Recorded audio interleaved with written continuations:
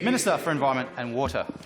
Thank you, Mr Speaker. I thank the member for Narunga for his question and know that he values the role that the natural environment can play in stimulating regional economies here in South Australia.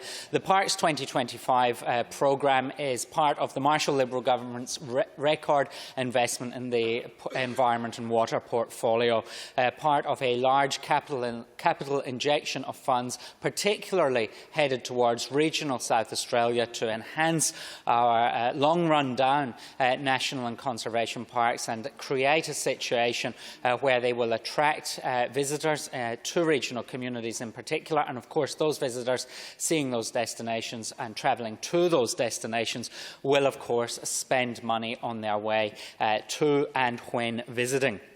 There is no doubt that there are exciting things happening as part of the Parks 2025 programme. It was great to head up into the southern Flinders Ranges, perhaps quite an undiscovered part of our state, not that far beyond Clare and not in the better known part of the Flinders Ranges around Wopina, but that middle bit around Mount Remarkable. And we travelled up there last week. We were joined by the Minister for Primary Industries and the Minister for Energy and Mining, who's also the local member, and Senator Simon Birmingham in his role as the Australian Tourism Minister. And we were announcing, as part of Parks 2025, a $5 million state contribution matched by a $5 million federal contribution in that Mount Remarkable landscape. And that's a connected landscape which is either owned by SA Water or the Department for Environment and Water, which really runs from Beetaloo Reservoir in the south right through the Mount Remarkable region, through Werribee Forest, through Wollawi, Talawi, through to Alligator Gorge in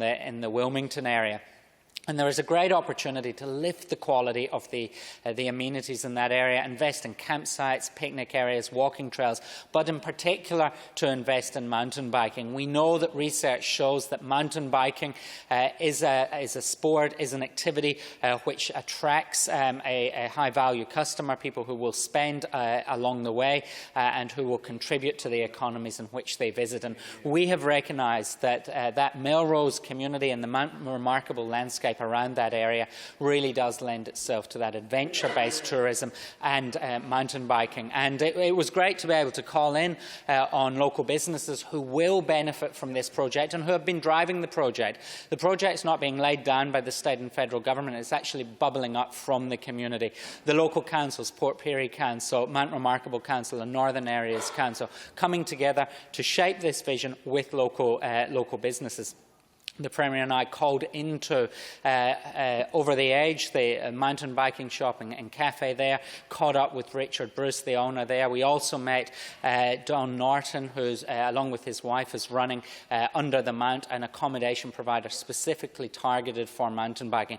We see huge potential here, and we see that potential because it is mirrored in other places, communities in other parts of this country which have been reinvigorated by investment in adventure adventure sports and nature-based tourism. Medina in Tasmania, Mount Beauty and Bright in Victoria, Derby in the north of Tasmania. These are communities that we can replicate. We can create those destinations here. We can invest in these landscapes and encourage business to then co-invest with us. And Parks 2025 includes that nature-based co-investment fund, a clear market signal to say to South Australian businesses, particularly small regional businesses, we're with you and we're keen to invest in you.